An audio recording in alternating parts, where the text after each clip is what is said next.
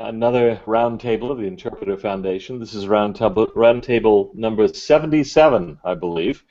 It's dedicated to lesson 27 in the 2014 Gospel Doctrine Manual, which is, the lesson is entitled The Influence of Wicked and Righteous Leaders. And it concentrates for the most part on the division between the original kingdom, which becomes the southern kingdom of Judah, and the northern kingdom of Israel. My name is Daniel Peterson, and with me for this discussion are Stephen Smoot, who will be doing the technical work and, of course, commenting, and Craig Foster. Grateful to have both of them, and grateful for this series of roundtables, which has, I think, been a remarkable thing, putting together people's schedules to do these. Before we start, I think I'm going to ask Steve if he'd be willing to give us a little bit of historical background to this general period. What happens at this time with this important division between the two kingdoms? Yeah. So the lesson begins in 1 Kings chapter 12, which happens right after the death of Solomon in 1 Kings 11. Now, the death of Solomon probably occurs in the middle of the 10th century.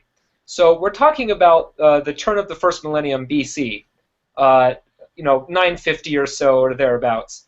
And we immediately have his son Rehoboam, who succeeds him as king of Israel. But the problem arises when it says, starting in verse 3, the assembly of Israel came and said to Rehoboam, "Your father made our yoke heavy. Now therefore lighten the hard service of your father and his heavy yoke that he placed on us, and we will serve you." So immediately the population are disgruntled with Solomon and Rehoboam in the dynasty. And so Rehoboam decides to go take counsel with his advisors, but he comes back by famously saying this, beginning in verse 10. Young people came up and asked him what's going on, and he says, "Your father made our yoke heavy, but you must lighten it for us. Thus you should say to them, my little finger is thicker than my father's loins. Now, whereas my father laid upon you a heavy yoke, I will add to your yoke. My father disciplined you with whips, but I shall discipline you with scorpions." So, obviously Rehoboam here is not going to lighten up. So there's a division that happens. In verse 16, this is where we have another famous passage. "And when all Israel saw that the king would not listen to them, the people answered the king, 'What share do we have in David? We have no inheritance in the son of Jesse. To your tents, O Israel, look now to your own house, O David.' And so Israel went away to their own tents." And we have a division. Jeroboam, one of Solomon's officers and administrators, is going to take a number of the Israelites and head up north into what becomes the kingdom of Israel, whereas Rehoboam is going to stay put in Jerusalem and governing over Judah and Benjamin in what is southern Israel. Basically, the demarcation for these two territories is roughly north of the north shore of the Dead Sea. Okay, we have a division it goes between Bethel and Jerusalem, just north of the Dead Sea, and this is going to be sort of the border here, okay, between the two kingdoms.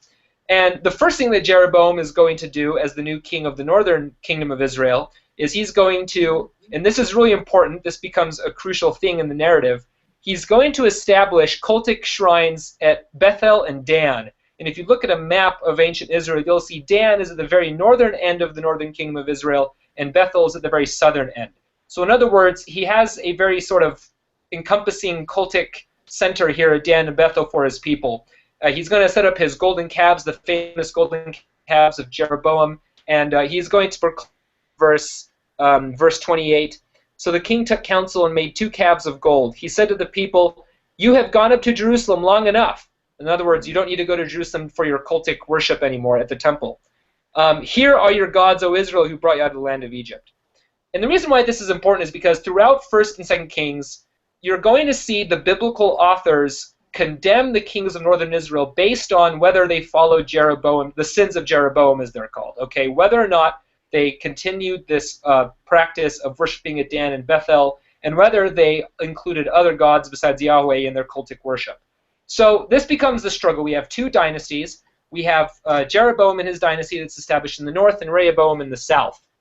Now, these two dynasties are going to bicker with each other and also with their neighbors until eventually the Assyrians come along, beginning in the mid-9th century or late 9th century. Shalmaneser III, the emperor of Assyria, is going to come along, and he's going to wage wars against the northern kingdom and various allies, such as Damascus and the northern Hittites and things like that. And this will briefly unify the two tribes to try to fight, or the two kingdoms to fight against the Assyrians, but they proved to be unsuccessful.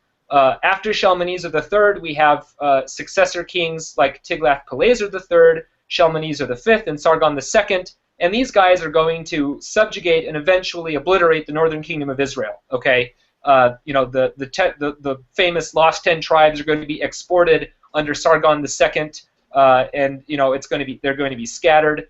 And so the northern kingdom only lasts until about the end of the 8th century. Okay, the southern kingdom is going to last for a little bit longer until about the beginning of the 6th century BC.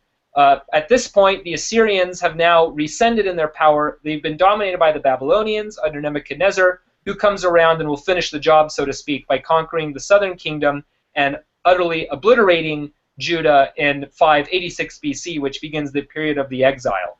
So this whole historical period that we're discussing is between roughly 950 BC and 586 BC, which is, what, 3.5 centuries, something like that. And this period in Israel's history, you're going to have a number of kings in both dynasties, both wicked and good kings, even though, and this is something else I'll mention briefly, when you're reading the biblical text, you have to remember that we get this from a southern Judahite perspective. And so it's no wonder that the northern kings of Israel are going to be almost universally condemned by the biblical text, by the biblical authors, since in their eyes they're essentially apostates, right? And they're a rival state, and they're a rival a cultic institution, worshiping Yahweh and so forth. So, just be careful in critically reading about these kings and these affairs when you read the text, because we're getting it from not a northern perspective. But in any event, we're going to have various kings come along, both wicked and righteous kings that are going to implement different policies. We have great prophets, Elijah and Elisha, arise in 1st and 2nd Kings during this period. We have, great historical accounts. Isaiah, by the way, also, and Jeremiah later on come in this period, and I'm sure in later roundtables we'll discuss them. But so keep this in mind as a general historical overview of what's going on here with these two kingdoms, and how ultimately, and this is going to be the theme of the discussion, I'm sure, how ultimately both of the kingdoms fall because of the wicked influence of the leaders of these kingdoms and not hearkening to the Lord and his prophets, and in not heeding the word of the Lord. This is what the biblical text says is going on here. Of course, you have political and economic and social and military reasons, but when it boils down to it, the biblical text essentially said the kingdom was following in the sins of Jeroboam by worshiping at Dan and Bethel and worshiping other deities besides Yahweh, and the southern kingdom gets in the same problem. They are also, influenced by later apostate kings. Prophets come to try to warn them. They ultimately ignore them, and it leads to their downfall. So, in a nutshell, that's the 3.5 centuries of the history of Israel during the divided monarchy. Thank you very much for that. It's really helpful for people to understand the general flow. We hear about the northern and southern kingdom, but I think many of us don't quite know what's going on. The lesson begins in 1 Kings 12, but actually there are a few verses that are suggested as kind of lead-in reading that are actually part of the lesson. The last few verses of 1 Kings 11. And I just wanted to mention a few notes there. This is basically the time when Jeroboam is told that he's going to succeed, or that he's going to become a king in the north. And it talks about the period when Solomon's building the Millo. I just wanted to say something about that. It's kind of a mysterious word. It just shows up in the King James as he's building Millo, or whatever it says, capital M-I-L-L-O. The word seems to be related to a Hebrew word and even to a Babylonian word for fill. Not the verb to fill, it's related, I suppose. But like we talk about fill, what you put in a wall, or something like that. You just throw in brick fragments and rocks and so on to fill the gap between two walls or something like that, to give something extra strength. The Millo seems to have been a rampart, kind of rampart in the older part of the city of Jerusalem, to the south of where much of the modern, or the where the medieval or late medieval or Ottoman walls are now, to the south of that. So that's just to explain what the Millo is. I get a kick out of the anecdote where you have this prophet showing up, and he takes Jeroboam's new coat and rips it into 12 pieces and gives him back 10, and I think, well, it's a flattering message, but what if you like the coat? You know, okay, very nice. I'm going to rip up your coat. You get 10 pieces back. They're kind of useless. He doesn't even give you all 12 back. But there are a couple of other little things in those passages, not trying to go through and comment on the story, which is pretty straightforward. But, for example, there's a reference in verse 41 of chapter 11, about how these things, when Solomon dies, aren't they all written in the book of the Acts of Solomon? That's one of those many, many books referred to in the Old Testament that would be really, really neat to have, but evidently we don't have it. So, for those who say, well, we've got a Bible and it sufficeth us, well, wouldn't it be nice to have the Acts of Solomon? I'd like to read them. I'm sure many historians would, and many Old Testament believers. And then there is a reference in verse 32 of chapter 11 to one tribe. There's going to be one tribe left to Rehoboam. 10 tribes go with Jeroboam, or will, according to the prophecy. Later on in chapter 12, verse 20, there's also a reference to the tribe of Judah only being left to Rehoboam. Well, wait a minute, aren't there 12 tribes? Jeroboam gets 10. Then there's one tribe only left to Rehoboam. Well, the fact is that the tribe of Benjamin is actually in the process of almost disappearing. It just kind of blends into the tribe of Judah.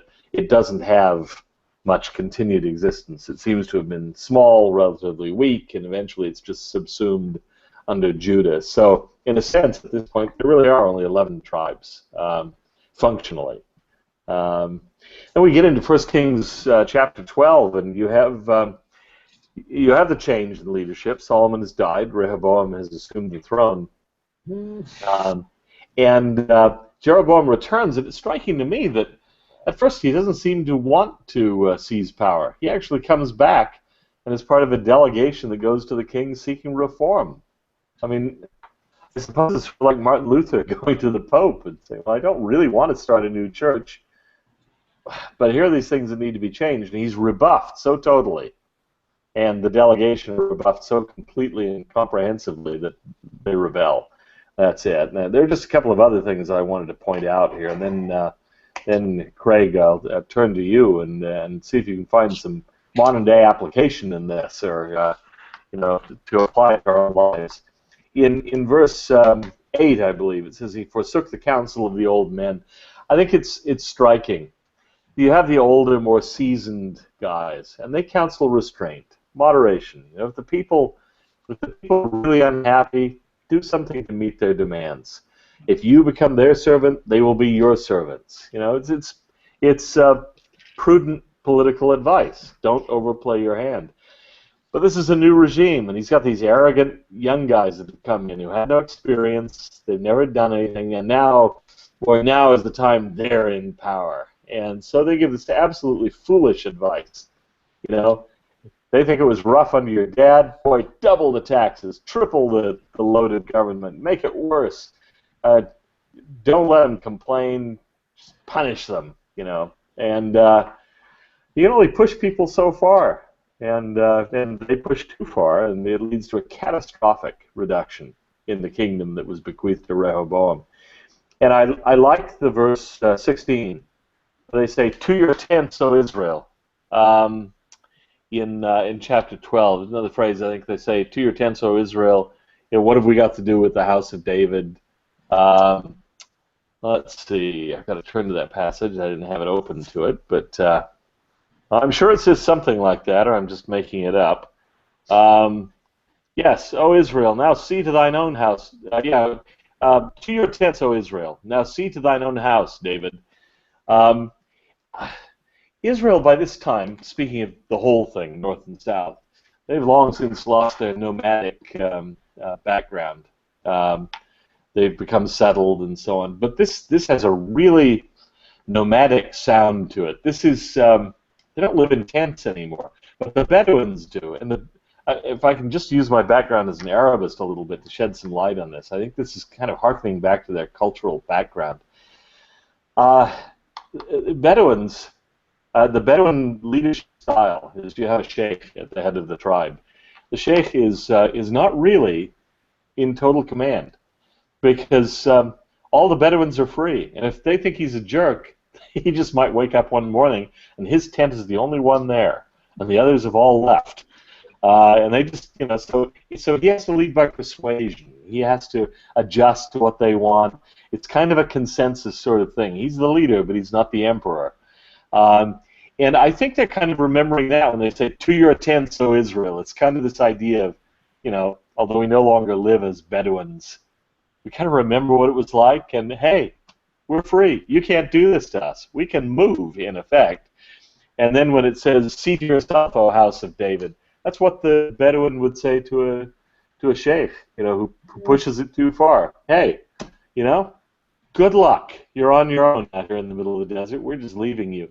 And I have illustrations of that. I won't bore you with too many of them, but I remember once being in the Sinai, right after the Sinai had gone back, reverted to Egyptian rule after the Israelis had had it for a number of years.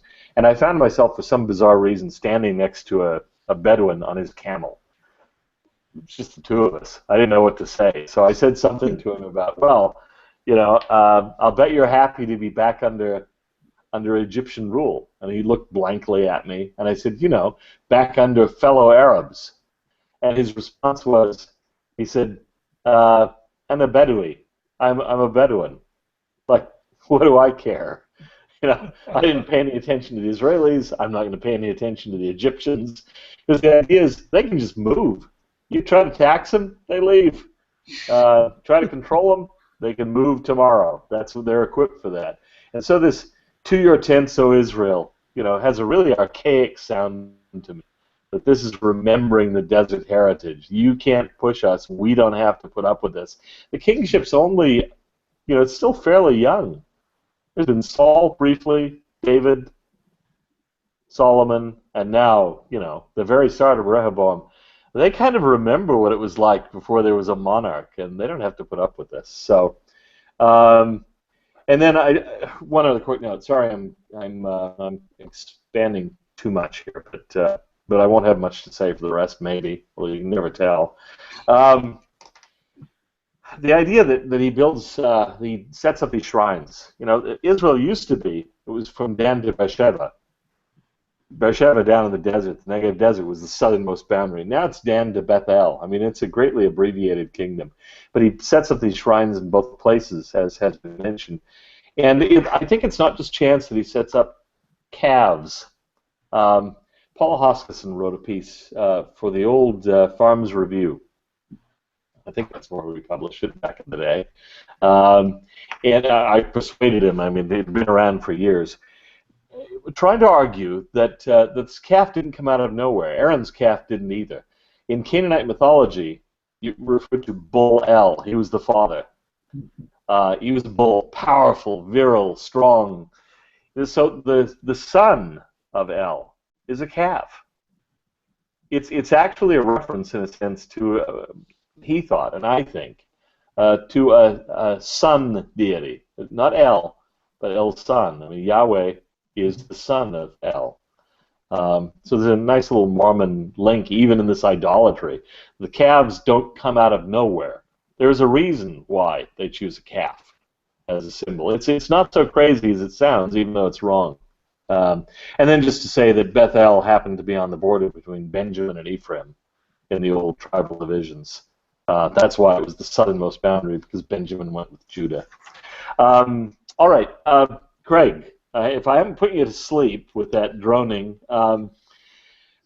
you wanted to say something, I think, about the general, what we can generalize from this, because the scriptures aren't just, ancient history. We're supposed to liken them to ourselves. Right, exactly. And as I was reading the scriptures for this lesson, I couldn't help but continue to think back that very statement, likening the scriptures to ourselves, and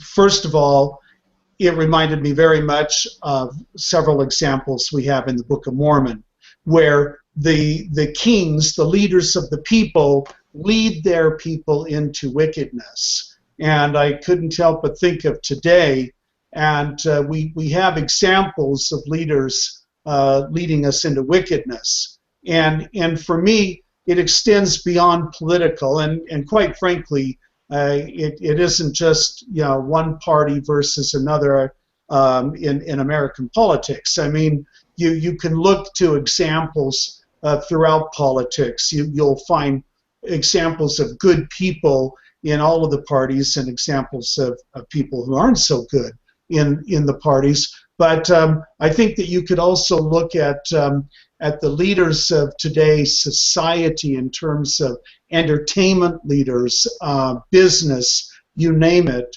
And unfortunately, we continue to have discussion and even debate about problems within our society, about violence, school violence, shootings, et cetera, and so forth.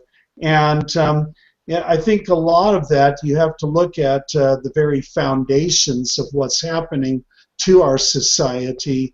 And it seems like at times we're on the high road to wickedness, or whatever you want to call it, that we're waxing in unrighteousness.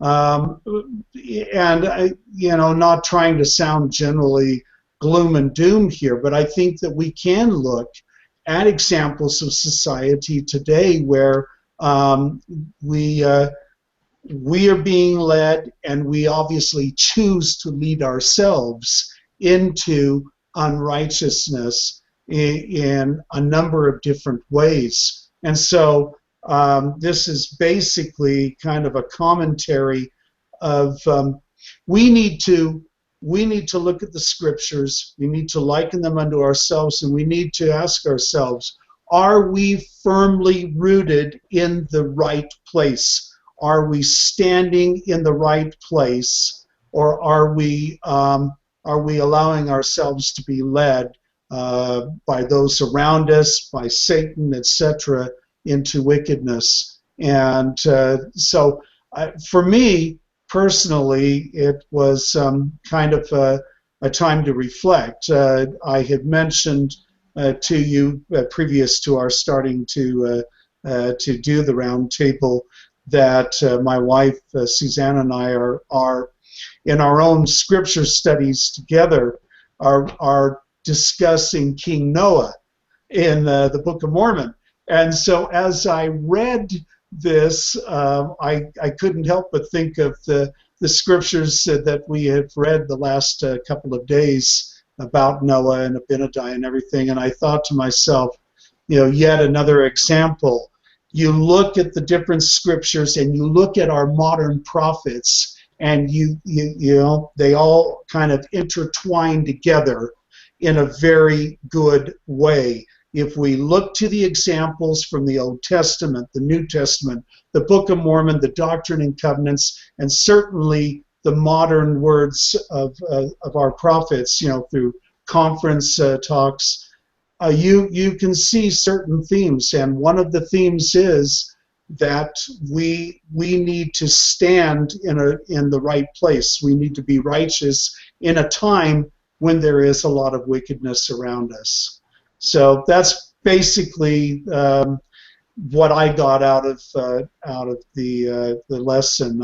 I've loved both the comments from Stephen and from Dan. You've done a great job of giving the historical, and so I'm just throwing that out. What I got out of it. I appreciate that. It seems to me that. For a long time, I think when I was young, not to say that the surrounding culture of America, where I grew up, was totally in sync with the gospel, but it did provide a certain amount of reinforcement. There were certain things that were just not done. They'd bring social disgrace on you if you did them, and so on. A lot of that's gone, and the culture is now really, I think, openly at war with a lot of fundamental values of of Latter-day Saints in terms of personal morality. Yes. It not only doesn't support them, it actively mocks those values, makes fun of them. I mean, Latter-day Saints are routinely, when they're written about, when young Latter-day Saints are written about, they're described as, essentially sexually repressed. I mean, just hopeless, out of touch. Where we used to be sort of model Americans, now we're sort of pathetic and even dangerous. We haven't changed so much, I think. The teachings of the gospel haven't changed, but the culture around us has changed dramatically, and it's Absolutely no longer supportive, it's hostile. Yes. So, I don't know. Steve, do you have anything more to add on that kind of thing? Well, maybe something similar or related to that. This is kind of going back into a little more historical analysis, but there is a principle to come out of it, I promise. So, this won't just be another boring history lesson. I know, I love history, so I do too. Well, I do too, and we're I all can historians. about this stuff, but for the sake of our listeners, I'll limit myself. But one thing that stands out to I mentioned it, in my introductory remarks, the fact that the northern kings of Israel sort of are measured against Jeroboam's cultic reforms, if you want to call it that. Setting up the calves at Dan and Bethel. The northern kings are sort of judged against that. Whether they did that or not, that's one of the big issues for the authors of this Southern Judite record that we have in the Old Testament. But what's interesting is the fact that we even have kings in the southern kingdom that are also causing trouble. Yeah. And they're also judged against the same standard. And I find this remarkable because it's in some ways it's frankly honest and refreshingly honest in how the kings of the southern kingdom are portrayed. Ancient historiography, very frequently, whenever they talk about the king, this is especially notorious in Egypt. When you talk about the king, you have nothing but good things to say about the king, right? The king he's walking on water, and he's this great guy, and he can't do anything wrong. You rarely get records that are condemning the king. But if you read throughout First and Second Kings, you will find kings in the southern kingdom that are also being condemned by prophets, that are being condemned by the Scripture. The example that I can think of immediately is Manasseh, who is the son of Hezekiah. And Manasseh basically reverses all the good things that Hezekiah had done, and he's unilaterally condemned for it in the Book of Kings. And so I find it remarkable that we have examples from both the northern and the southern kingdom of this sort of bad behavior, right? Yeah. Surely the northern kingdom gets most of the brunt of the attack, of the polemic in the biblical record, but we also have plenty of southern kings doing this as well. And it leads me to think about the fact that, Hezekiah was good pals with Isaiah, and he was personally consulting with Isaiah, for example, and yet, we still are having problems in the southern dynasty. And so to me, it's a warning, we have to be careful, we assume that because we're Latter-day Saints and we are living prophets, that everything's going to be great, right? And we don't need to, be wary about, bad influences or apostasy or things like that. But we still have to be on the lookout for that, as members. We still have to worry about that, as these examples show here. Even the good guys, you might say, the Southern Kingdom had these sorts of issues. So that's one thing that stood out to me that I think, that I take away from studying the history of divided Israel. And the other thing I'll mention, and this is just sort of for your bag of gee whiz, nifty, fun facts kind of thing. So we actually have what is probably a depiction, the earliest visual graphic depiction of a biblical figure that comes from this period, okay? And what it comes from, so we have this black obelisk that comes from the reliefs of Shalmaneser III, who I mentioned in my comments before. And Shalmaneser III commissions this obelisk. Again, this is typical, right? The king goes and conquers a bunch of peoples, then he commissions some sort of, portrayal of this, which makes him out to be, perfect and so forth. And Shalmaneser III does this, and it actually seems to depict Jehu, the son of Omri, paying tribute to Shalmaneser. And so you can go Google, Black Obelisk of Shalmaneser, and you can find pictures of it. But I think it's kind of neat that we actually have, a graphic representation of one of the kings of northern Israel coming out of this period. And, it dates to this time. It's contemporary. And so I think that's kind of neat, right? A sort of gee whiz kind of thing that maybe you can impress your friends in Sunday school with, right? When you talk about this sort of thing. But I don't know. Other than that, like I said, I think Dan had some great comments about the calves of Jeroboam, and we could get into a lot about Israelite religion and its interaction with the Canaanite religion at this time. We see Elijah comes on the scene at this time because we find out Ahab has brought in the worship of Baal from Phoenicia when he marries Jezebel, and that's a big no-no for the biblical authors. You know, so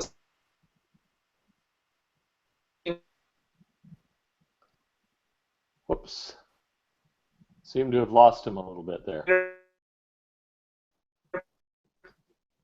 we have this thing that Dan mentioned about excellent scholarship that Latter-day Saints and non-Latter-day Saints have written on this period, since we have some great information that can enrich your study of the Scriptures and really ground it in a historical milieu and context that really brings it to life in some ways. Yeah, yeah. There were a couple of other notes that had occurred to me. I wanted to mention about the story we've already gone over. When Jeroboam is told that he's going to rise to rule, the royal family is a little nervous about him. He has to flee, and where does he flee? He flees to Egypt. I think that's striking. Egypt often plays the role of land of refuge for ancient Israel. The refugees from the fall of Judah who carry Jeremiah off, carry him to Egypt. When the Holy Family has to escape, they escape to Egypt. Egypt was close enough, but far enough away that if you could get across that desert and get to the land of the Nile, you were beyond the reach of whoever controlled Palestine. At least you hoped. And so that's a recurring sort of historical theme. There was one other thing that I wanted to mention. Pardon me for putting on my Islamist hat again. But the story of Jeroboam establishing the two shrines reminds me of another thing. Just occurred to me.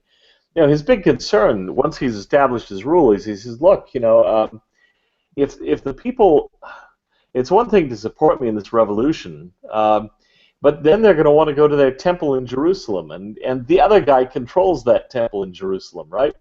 And so what am I going to do? I don't want them going there. It might make them disloyal to me. So I'm going to build my own shrine, so they don't have to go on pilgrimage to Jerusalem, the capital city of my enemy.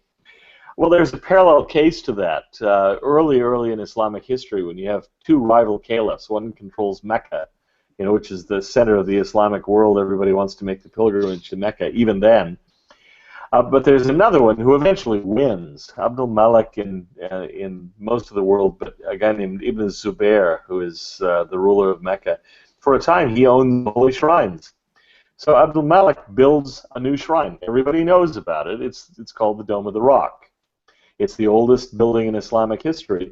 And the thing is, the Kaaba in Mecca that Muslims go to make pilgrimage to is built around a rock, a meteoric stone, and people circumambulate. They do what's called the tawaf. They walk around that stone and recite the prayers as part of the pilgrimage ceremony. Well, what is the Dome of the Rock?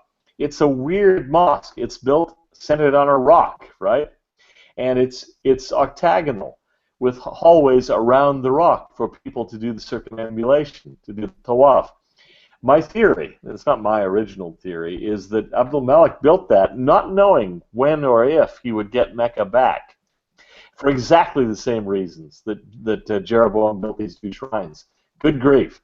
I don't want my people in my territories going to that guy's territory to do the most sacred rituals of the faith. So I'm going to build my own. They can do the Hajj, the pilgrimage ceremony here in Jerusalem. Well, it turns out he got Mecca back. Ibn Zubair fell, and that sort of thing. But I think it's a parallel. You see, this is plausible. This is what a ruler would do. He doesn't want his people going to this other place. The other thing I wanted to mention was, Steve, you were talking about how the accounts are honest, but they're kind of rough on the north. One of the things that struck me is there are various references to, the house of David. I'm going to establish the house of David because David was obedient to the commands of God and so on. I think he was. I have to confess to a blind spot. I've always had a bit of a problem with David. I've always seen a lot of problems with David along the way, and yeah, he's obedient for a part of his life, but for a large part of it, he's not exactly a shining example. But the southern monarchy really admires him, and these are These are documents that come out of that monarchy. The Northern Kingdom, wholly bad from the start, you know.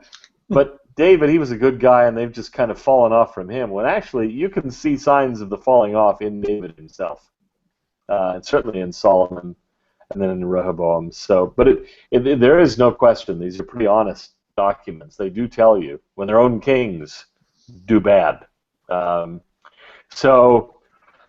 Okay. Well, you know, there are some other passages that are covered, very short passages in this lesson. 1 Kings 13 verses 33 and 34 basically talk about the eventual overthrow of Jeroboam's house because he has not been righteous, and so just as David's house is more or less cut off, Jeroboam's house will be cut off. We're told that they will fall. He was warned. If he had lived the commandments, he might have had a permanent throne for himself and his posterity. But he doesn't. It's not just his posterity that goes wrong. He does, out of political calculation. But he should have known that the best political calculation he could do was one that involved the Lord, and he didn't do it. And then in 1 Kings 14, verses 14 to 16, you have the prophecy of the captivity of the north. So, you know, we see what's coming. We know what's going to happen. That the north is going to fail just as the south has failed. And then I'll just mention in closing this section, 1 Kings 14, 21 through 24, where it talks about Rehoboam's apostasy, just to balance things out. I mean, the fact is, there's not much choice between these two. If you're a righteous person, a righteous Hebrew, you've got no good king, not on earth anyway. And part of the problem is the groves, and they're fascinating. Trees, poles, something to do with wood, wooden objects representing Asherah, apparently, who is the consort, the mother goddess of the Canaanite gods, who's a very interesting character in and of herself. But it's clear that they are going after false gods. They're worshiping gods of the Canaanites. I'm not sure that Asherah is wholly false, but in the way they go after Asherah, they are completely wrong. And it mentions in the King James that, among other things, there were sodomites, it says. It probably means male temple prostitutes. There was a fertility ritual associated with this, and it, and people really enjoyed that. This is a religion that the natural man could love, and so that's part of the problem. It's wild immorality, rampant immorality, which is why I think the idea of a mother god, consort of the father, eventually suppressed in the biblical record. People just couldn't handle it, and they kept doing terrible things in her name or in recognition of her.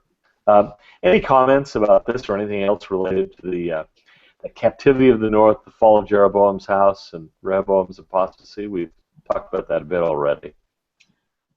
Well, I'll let Craig comment if he has anything, because I don't want to take up any more. Oh, you're fine. No,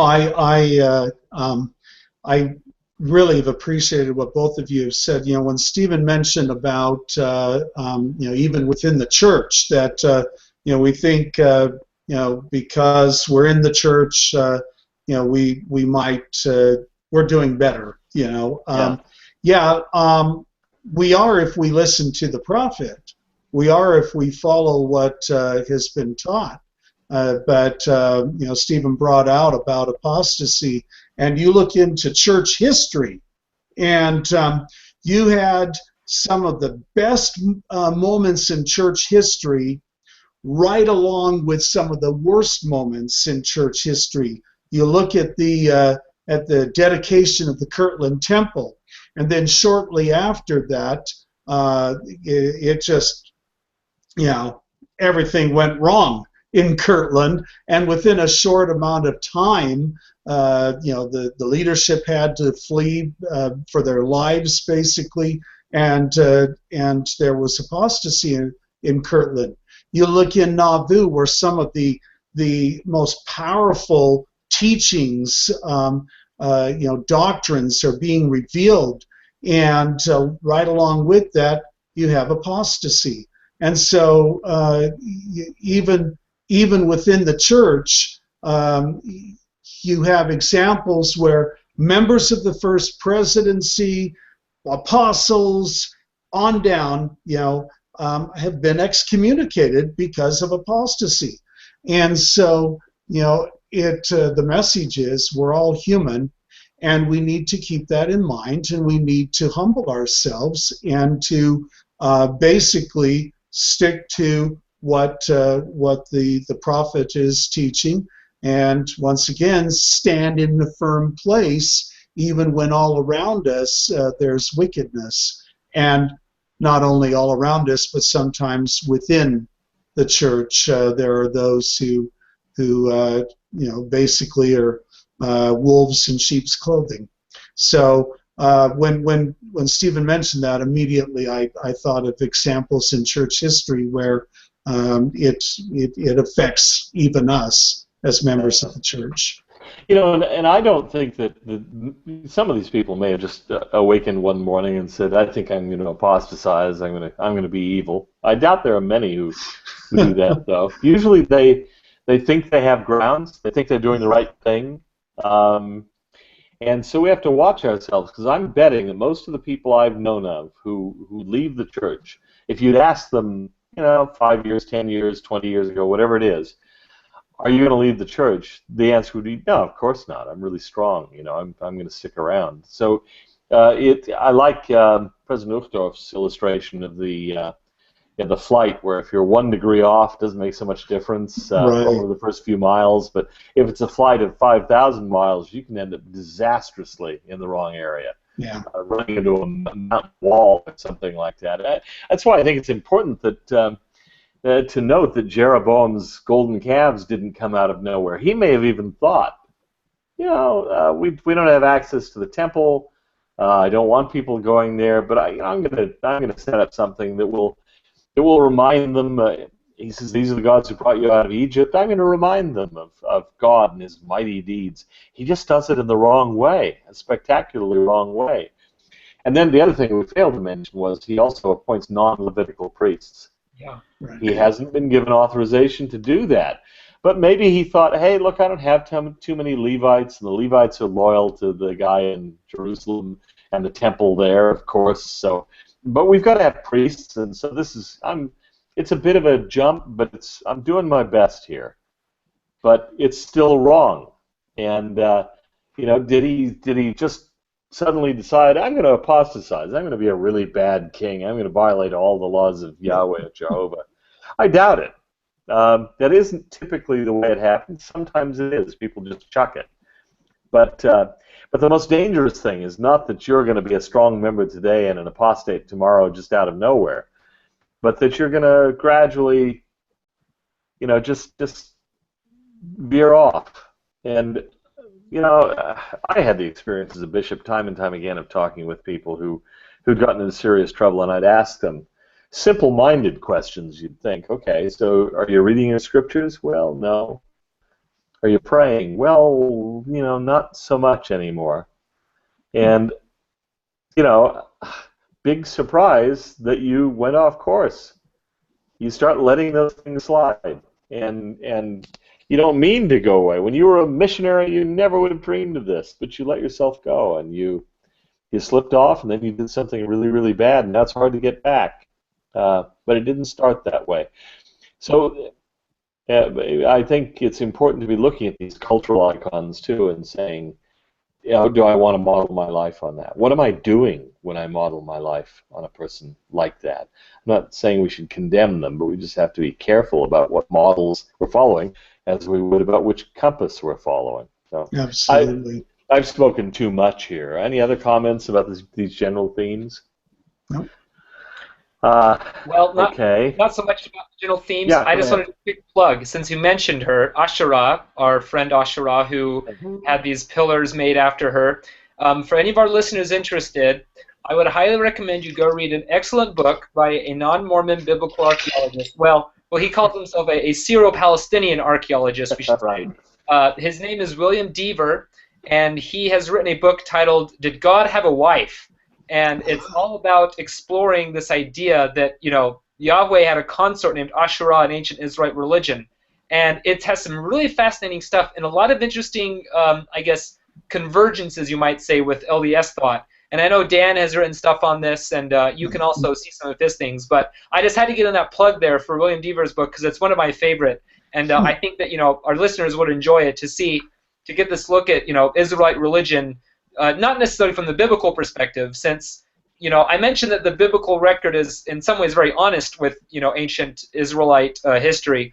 But we also have to understand it's very ideological as well, right? There's some very clear ideological biases going on here in the text against Asherah worship, for example, against Baal worship. But if you want to see what archaeological evidence is uncovered about folk religion, Deaver calls it, you know, you can check out this book by him, and it's absolutely fascinating. And so, like you, Dan, I think we can look at this carefully. We can gain really rich insights and stuff from this, and we can supplement that study with some of these other things we've talked about. Deaver's book is one of them. Your stuff on Asherah is one of them I could recommend, and I think that, you know, the readers, our listeners, would really enjoy that if you were to check that out.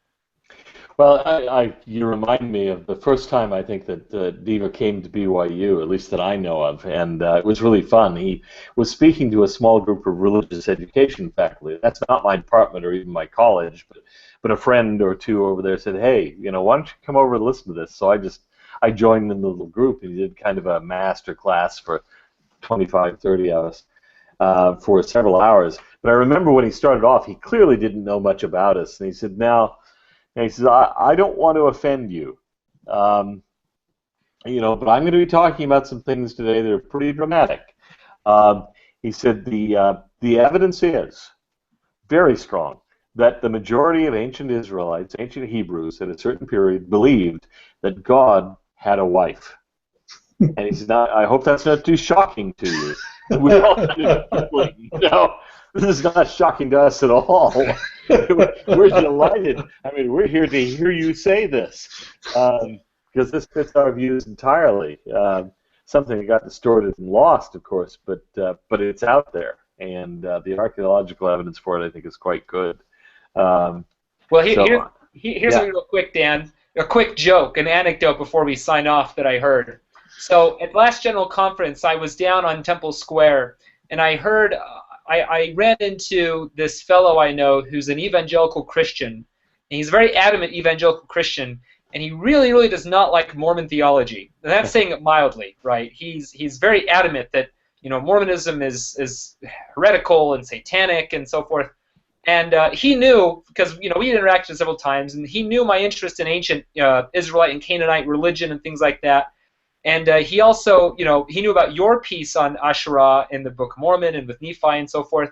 And he was absolutely just beside himself that we Mormons would in any way try to appeal to Asherah as sort of justification for our view of Heavenly Mother. And he looked at me and he said, "You know what, Smoot? If I didn't know any better, I swear guys like Dan Peterson would want to erect an Asherah pole in the Salt Lake Temple." You know, and that's just awful that you would want to, you know, practice this Canaanite religion and so forth. And I don't think he realized it, but that was kind of a compliment, you know, from him for me as one who's very interested in Canaanite religious stuff.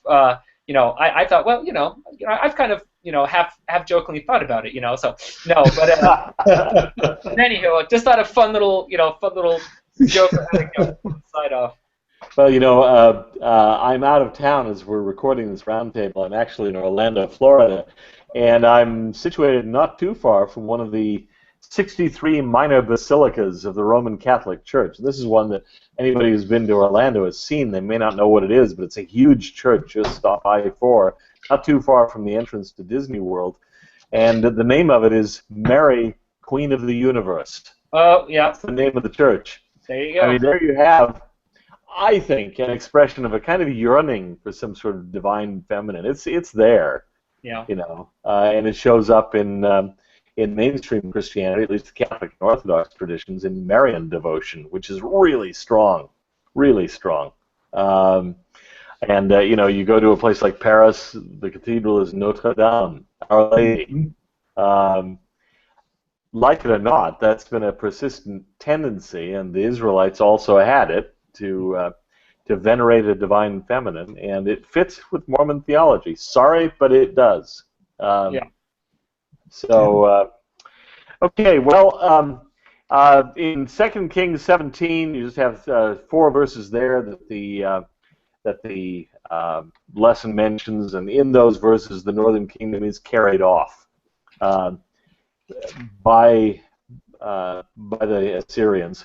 And this is an interesting period because there's some reason to believe, by the way, that Lehi's family or Lehi's ancestors, whatever, fled from that area and came to Jerusalem sometime around this period. There is, as I understand it, some evidence of an influx of people into the city of Jerusalem around this time, more building and so on. Probably refugees from the northern kingdom who are culturally akin to the southern kingdom, so they flee. And it would probably be the ones who are more religiously sensitive, more attuned to the warnings of the prophets. They get out when they have a chance. They flee. So this has a Book of Mormon connection. Then the whole other part of the lesson is about a righteous king. There were some, Jehoshaphat, who reigns righteously. Every once in a while, by some freak of fate, a decent, righteous guy would show up on the throne of Judah, and he's one of them. And you get the story of how the Lord fights his battles for him, because he's being blessed for his righteousness and the righteousness of his people, and he puts away the groves and the Asherah poles and the immorality that was being practiced by the people. So just as a bad public figure can have a negative influence, if people choose the right kinds of heroes, the right kinds of models, or if those models are available for them, it can have a positive impact. And that is overall, I guess, the theme of the lesson with the title of the influence of wicked and righteous leaders. And I think, Craig, you're right to say not just political leaders, it can be that, but cultural leaders, sports figures, and it's trivial to say that, but a lot of kids, guys especially, model their lives for a while on their favorite quarterback or running back or baseball player or basketball player, and they can have enormous impact for good or for ill. There's a certain responsibility that goes with that role. So. Absolutely. Well, anything else you'd like to say? I've droned on for much of this, and I apologize for that, but we've gone a little bit over 50 minutes.